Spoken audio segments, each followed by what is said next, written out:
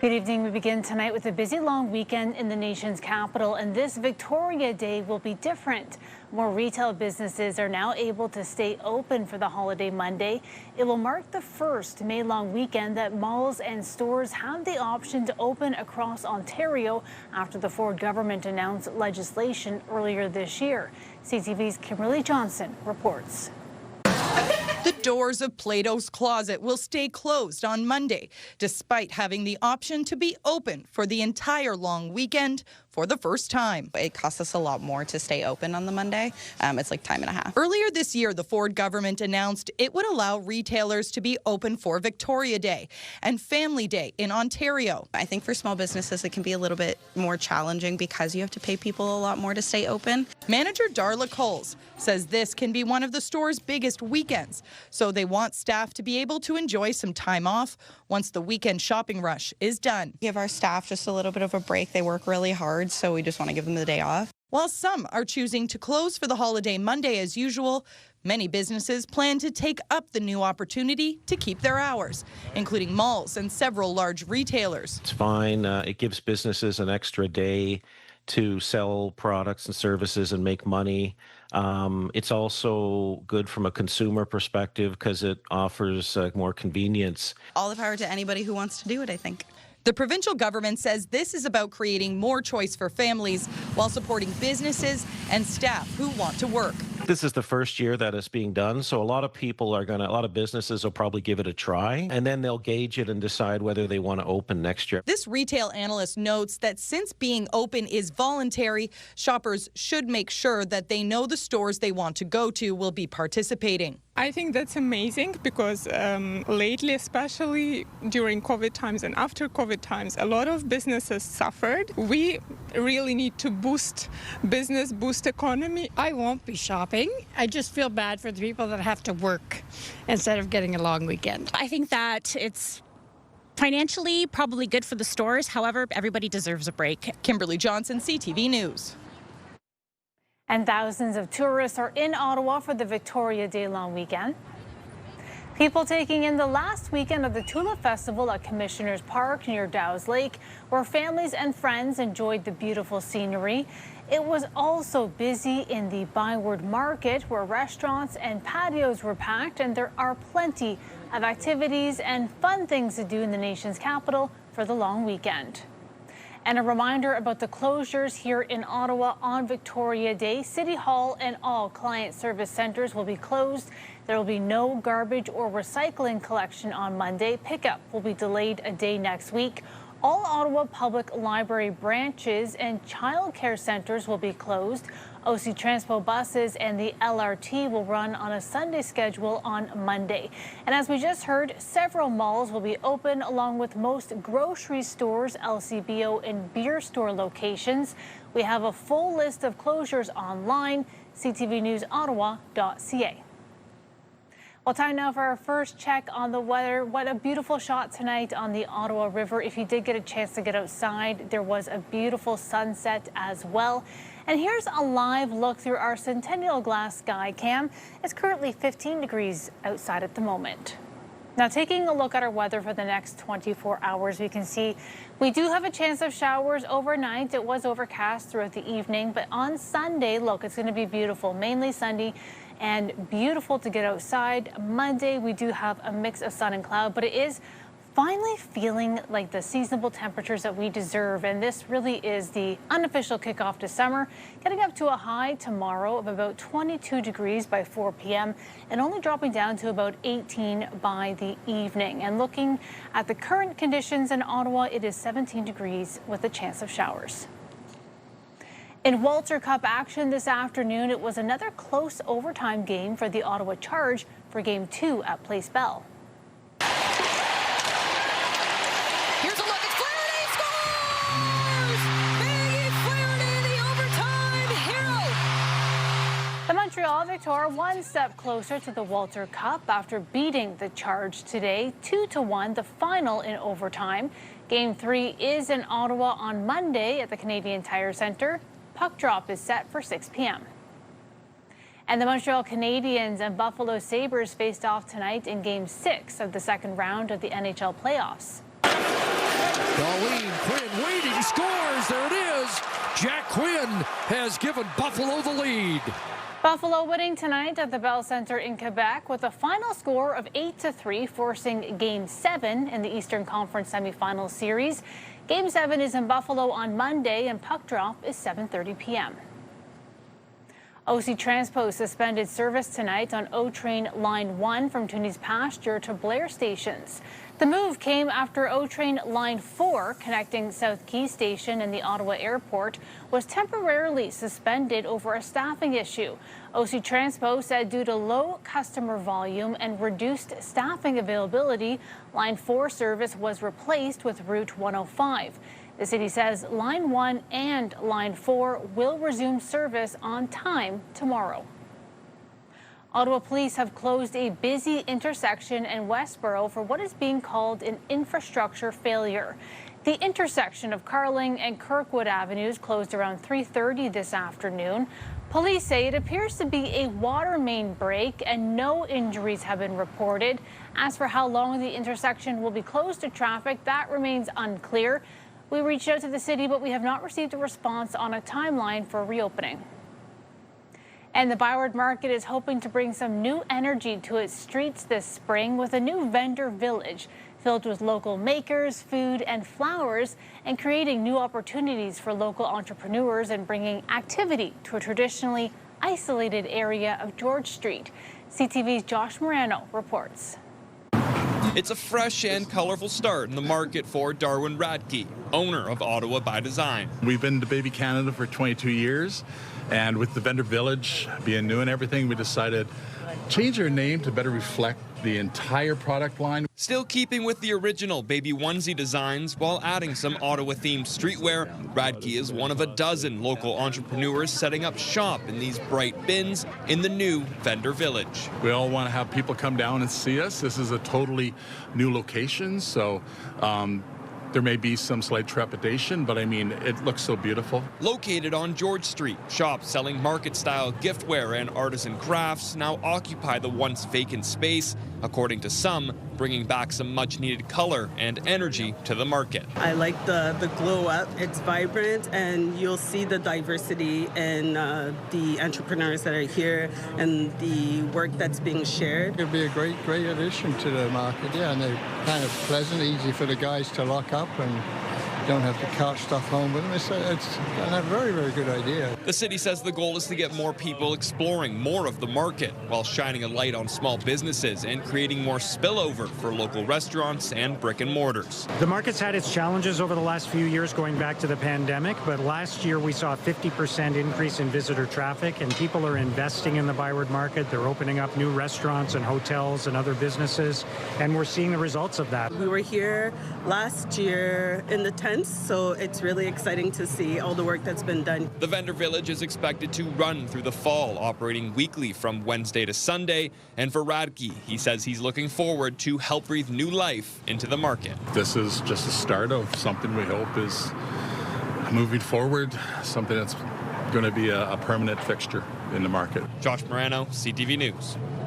We get to come out here and, hopefully impact the youth a little bit, and that's, huge, especially when it comes to sports. Coming up after the break, the NFL flag football tournament is in the capital. Find out which star athletes took part, including an Ottawa native, right after the break. Here's a live look through our Centennial glass sky cam. It's 15 degrees outside at the moment. An NFL regional flag football tournament is taking place here in Ottawa this weekend, with young teams from across Canada competing. The Ottawa Regional's one of 6 tournaments being hosted across Canada, featuring guest appearances from some NFL stars. CTV's Camille Wilson reports. For this girls' flag football team, this is more than just a game. We also want to show the boys that also girls can play football and not only boys. It's not only boys can do the sports, girls also. It's fun to prove them wrong. These young athletes are among 26 teams competing in the NFL flag regional tournament, with U10, U12, and U14 divisions bringing in youth teams from across Canada. I feel like we're really fortunate and we're really lucky to be here. Some teams don't get to come play for the NFL. We think it's very fun that we can get to meet all these different players. The Ottawa Regionals is one of 6 regional tournaments being hosted across the country. Just giving these kids a chance to grow and have more opportunity to get better at the sport and hopefully represent the country one day. The winners from this regional tournament will go on to the national championships, which will also take place here in Ottawa, and then those teams will have an opportunity to travel down to the United States, playing in an international showcase. We have the confidence to win it all, and I think we have the team to win it all.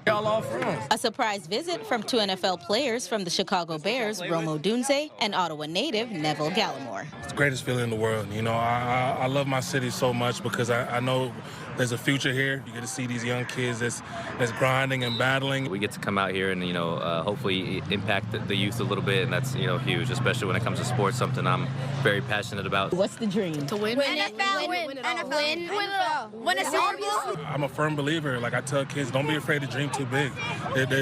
They say sky's the limit. I don't think there is no limit. You can accomplish anything that you want to accomplish if you're willing to put in the work.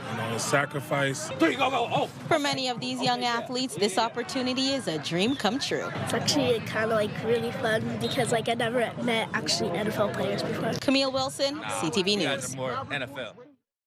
Time for another look at our weather. Look at that beautiful shot tonight on Dow's Lake. It was a busy time down in that area with the last weekend of the Tulip Festival. Now here's a look at our satellite and radar. We do have a chance of some showers overnight. Tonight's low, though, only getting down to about 11 degrees here in Ottawa, so pretty seasonal for this time of year. Pretty similar right across the board into Montreal as well. 14 is the low. And tomorrow's high getting up to a high of 22 degrees. So it's going to feel like summer and pretty similar right across the province tonight. Looking like we're getting up to a high in 22 in Gatineau as well, 22 in Kemptville. Now here's a look at the 7-day forecast. Wow, beautiful. You'll want to pack the sunscreen if you are heading to the office next week. We're getting up to a high of 28 degrees heading back to the office on Tuesday. And those temperatures holding throughout the week, only getting down to about a low of 17 on Thursday. And with the warm weather here in the capital, splash pads across the city are now open. Today marks the first day of splash pads reopening in Ottawa. Most operate from 9 a.m. until 9 p.m. and they are expected to remain open until September 20th, weather permitting. However, 10 splash pads across Ottawa are still closed for repairs, and you can find more information on the city's website. They need to open it because the crimes are getting worse. Coming up, it's a plan to address overcrowding in the prison system. After the break, a closer look at a jail reopening in Ontario.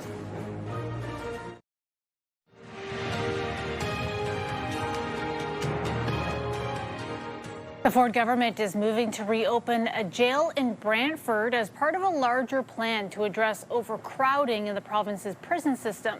CTV's Karis Mapp has more on the reaction from local residents. I think it's great because we've got so many people and the court systems just don't know where to put them. They need to open it because the crimes are getting worse everywhere in this city. Conversation is circulating about the plan to reopen the Brantford jail. Tucked behind Brantford Superior Court of Justice, the jail has been closed since 2017, a decision that some residents say they felt indifferent about at the time. I didn't care one way or another. I wasn't involved in it. I was involved in other stuff, but I think it's good that it's being opened up. When the jail closed, 77 inmates, along with staff, were all moved to other correctional facilities. But now the plan is to reopen it under a wider plan by the provincial government to increase jail capacity. Ontarians can rest assured knowing that if you break the law, we will have room for you in our jails. The plan is to add 2,500 beds across Ontario over the next 10 years and hire 700 new correctional officers. The jail plans include expanding and modernizing some facilities while reopening the ones in Brantford and Walkerton.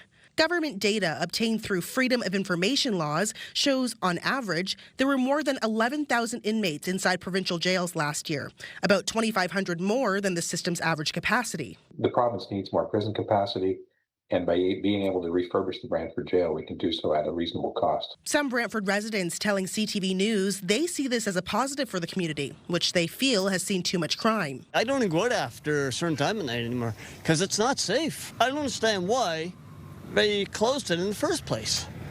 Because it's costing people more money to transport them back and forth. Prison transfers, waiting for court hearings, had to sit in vans until they could be seen instead of being held in holding cells at the jail. And some also see the well-being of inmates as a factor. A lot of people that were from Brantford were able to go into that jail and their families could go visit them. The province plans to reopen the Brantford jail sometime in 2028.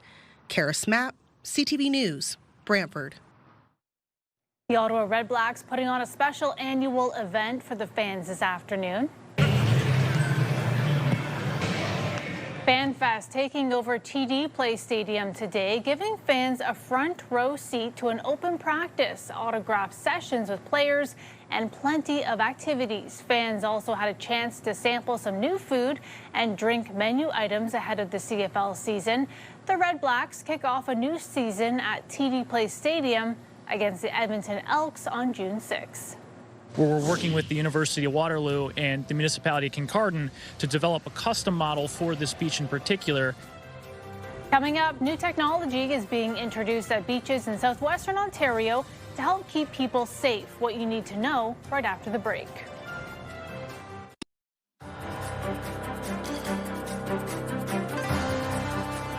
As the weather warms up, many people will be hitting the beaches across Ontario. In the town of Kincardine, new technology is being introduced at its beaches to help keep people safe. CTV's Scott Miller has the details. A new system to warn beachgoers of unsafe swimming conditions is being installed on Kincardine's public shoreline. We've had a really tragic past in Kincardine where people have lost their lives because of really dangerous currents, and this will hopefully keep people safe so that when the conditions change, they can pause and take a moment to think about whether or not they should go into the water. 6 people have drowned and 7 more people have almost drowned in the waters off the coast of Kincardine since 2008. In a search for beach safety, Kincardine has created a 200-meter no-swim zone south of the town's pier where many of the drownings have occurred, while adding more life-saving equipment to the beach and piers. But the first smart beach light ever installed in Canada is really the centerpiece of Kincardine's push towards shoreline safety. This is actually a first of its kind in Canada, where we're working with the University of Waterloo and the municipality of Kincardine to develop a custom model for this beach in particular, and then as the conditions change, the light will change. Real-time data from buoys off the coast of Kincardine measuring wind speed and direction along with wave strength are combined with predictive modeling captured through 2 summers of studying Kincardine's water patterns and currents to automatically change the traffic lights to let beachgoers know if it's safe to go in the water or not. Red light, high hazard, yellow light, medium hazard, and green light, low hazard. If I wasn't even from around here and I came down to the beach and I saw a red light, I'm going to think twice about going in the water. This light is not driven by somebody making a decision. This light is driven off of a model. And that's the first time that that's been done in Canada, where they took the weather information for a few years, collecting it here at Station Beach with the University of Waterloo,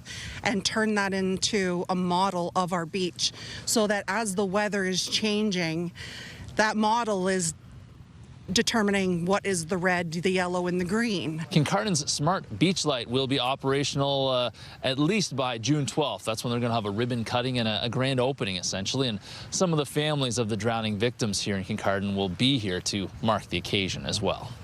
In Kincardine, Scott Miller, CTV News.